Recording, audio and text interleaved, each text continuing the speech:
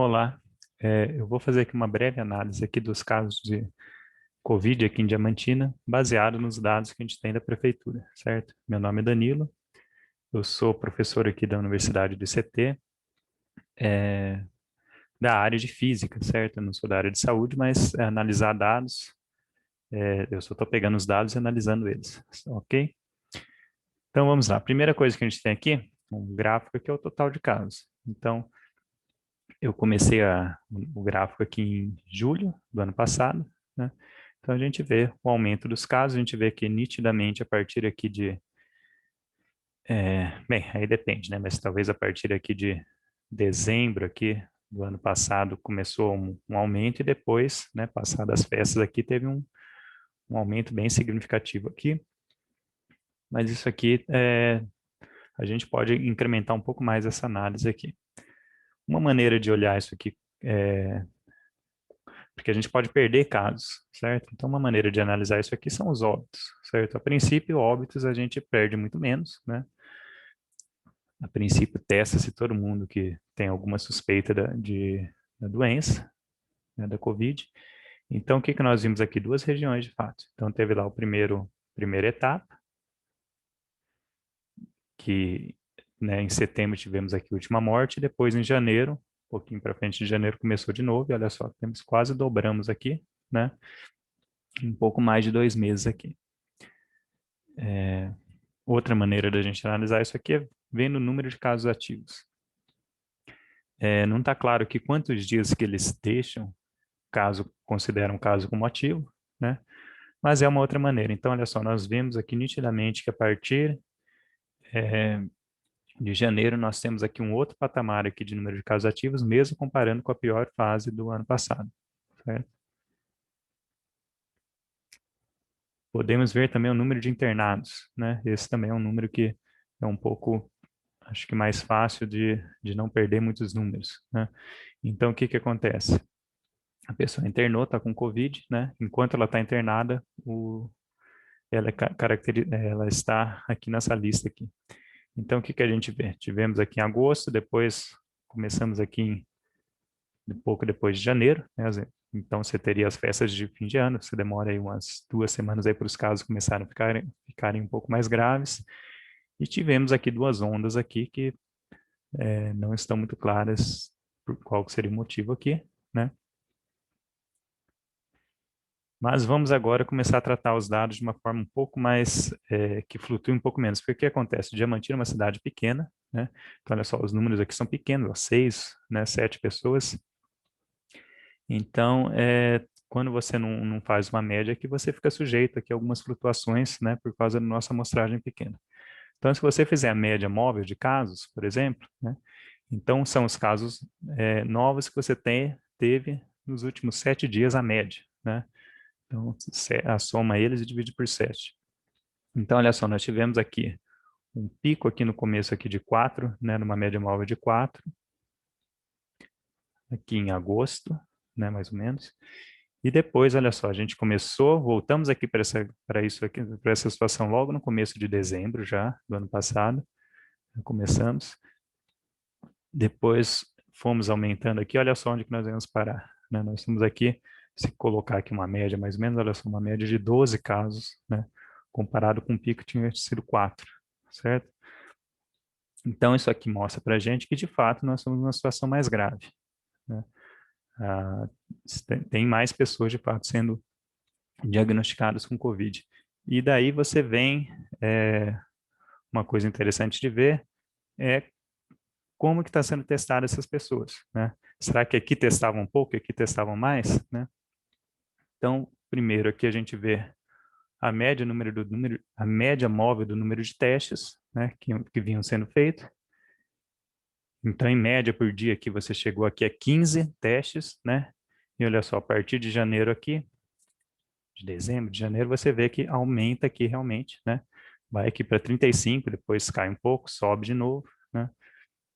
Então, a princípio, está sendo feito um trabalho para aumentar a quantidade de testes. Aí, o que que a gente faz então agora? Agora a gente vê a média aqui, né? A média da positividade, ou seja, se eu faço 10 testes e eu identifico uma pessoa com Covid, né, eu tenho 10%, que seria aqui, né?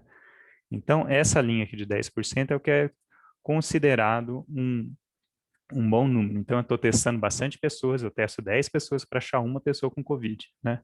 Então, nós mantivemos aqui em Diamantina por um bom tempo, né? Claro que isso aqui flutua, mas uma média aqui em torno disso aqui, né?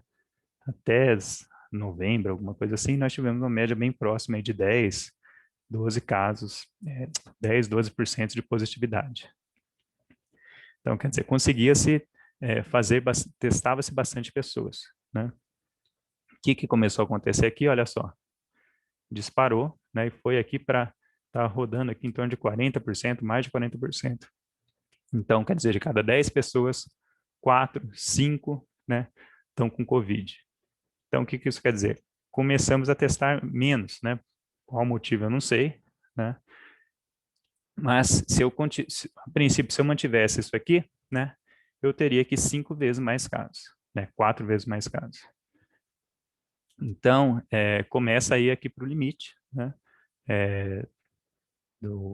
Da capacidade, né, de você identificar os casos, da possibilidade de correr atrás dos casos, né? Então, olha só vamos correr atrás de casos mais graves, né?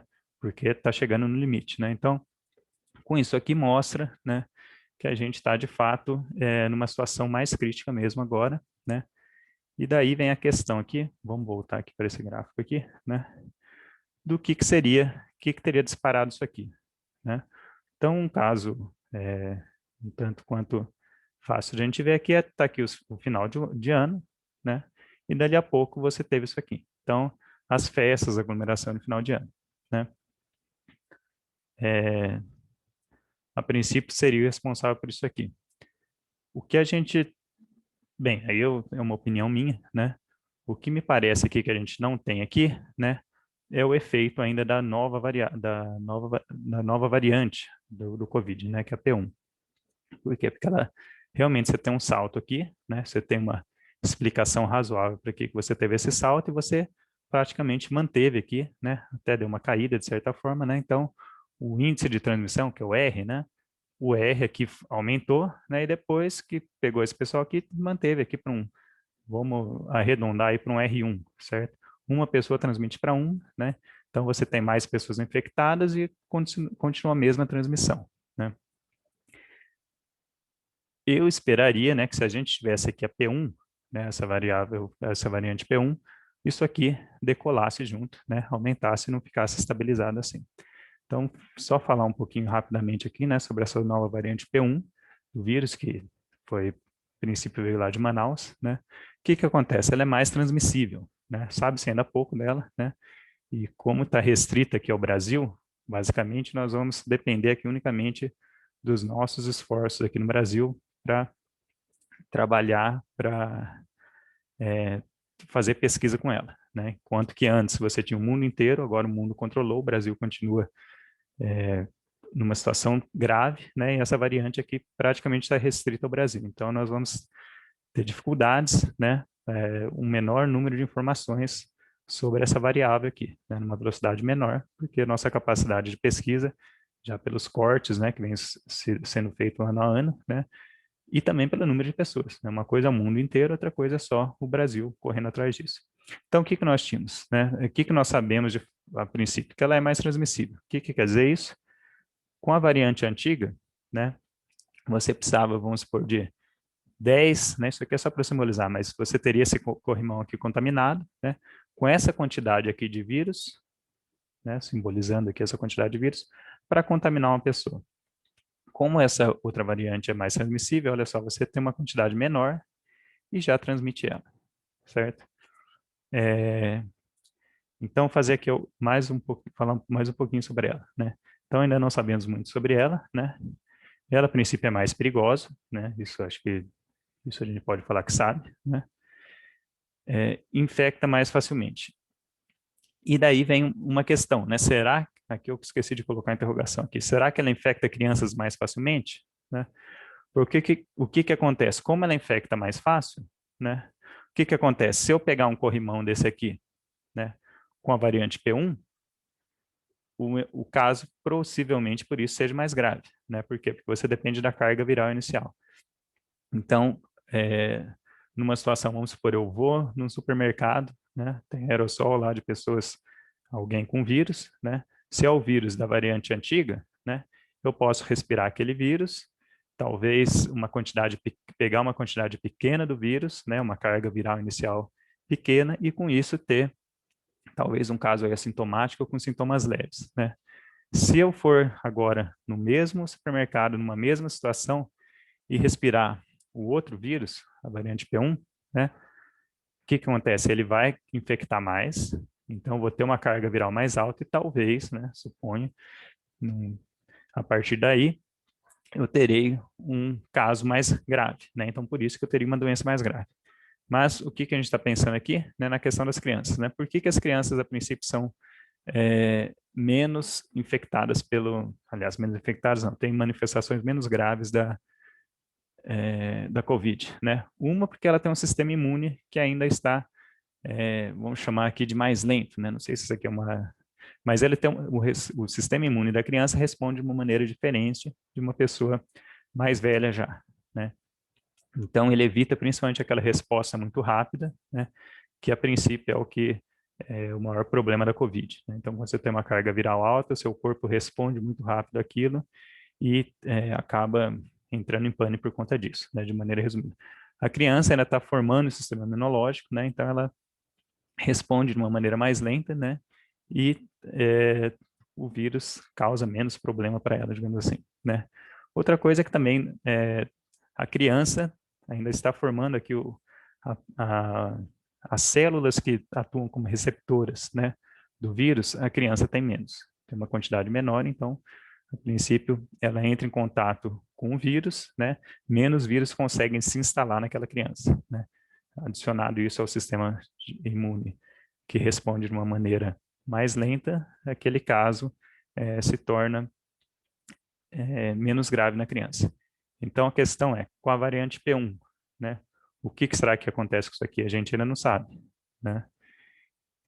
Então, por conta disso, eu acho que a gente tem que esperar, né? Porque vai chegar em Diamantina P1, né? Se já não estiver por aí, né?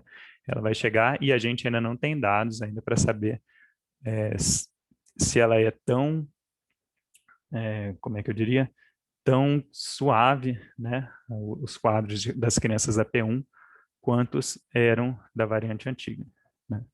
Então, por conta disso, eu acho que é um momento de cautela.